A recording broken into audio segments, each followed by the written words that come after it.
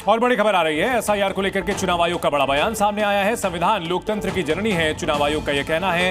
क्या चुनाव आयोग सवालों से डर जाए? चुनाव आयोग ने कहा कि निष्पक्ष चुनाव कराना हमारा उद्देश्य है, हमारी कोशिश अवैध मतदाताओं को रोकना है। चुनाव आयोग की ओर से कहा गया है कि प्रक्रिया को पारदर्शी करने की कोशिश की जा रही है। विपक्ष की ओर से जो हमला लगातार बोला जा रहा है, चुनाव आयोग पर गंभीर सवाल खड़े किए जा रहे हैं। सरकार के पक्ष में यहां विपक्ष के वोटर्स को हटाने की साजिश का आरोप लगाया जा रहा है। इस पर चुनाव आयोग की ओर से सफाई दी गई है और कहा गया है कि हमारा काम पारदर्शी तरीके से चुनाव प्रक्रिया को संपन्न कराना है। चुनाव पारदर्शी करने की कोशिश की जा रही है।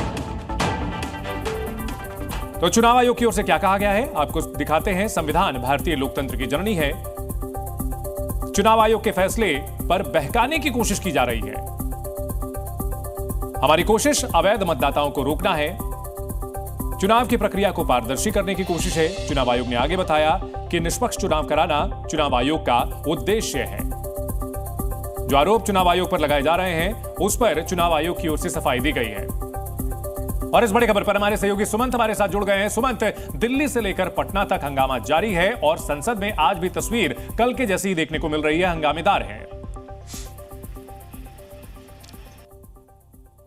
जैसे संसद के दोनों सदनों की कार्रवाई शुरू हुई, लोकसभा में एक बार फिर विपक्ष के जो तमाम सांसद है वो प्ले कार्ड लेके पहुंच गए। स्पीकर ने उन्हें समझाने की कोशिश की और जब वो नहीं माने स्पीकर के समझाने के बाद, तो अभी जो है दोपहर 2 बजे तक लोकसभा की कार्रवाई को स्थगित कर दी गई है।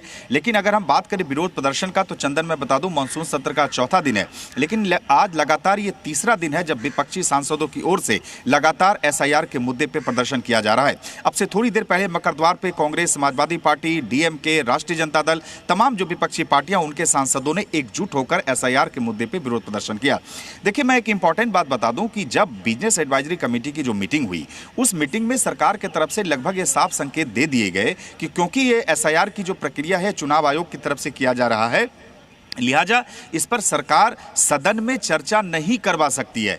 विपक्ष लगातार चाहता है कि इस मुद्दे पर सदन में चर्चा हो। विपक्ष की तरफ से लगातार ये आरोप लगाए जा रहे हैं कि चुनाव आयोग भारतीय जनता पार्टी या केंद्र सरकार के एजेंट के तौर पे काम कर रही है और बिहार में लाखों मतदाताओं के जो नाम है वो मतदाता सूची से हटाए जा रहे हैं। सरकार का स्टैंड साफ है कि मामला अदालत में भी है, चूंकि विपक्षी दलों ने सुप्रीम कोर्ट का भी रुख किया इस मामले में।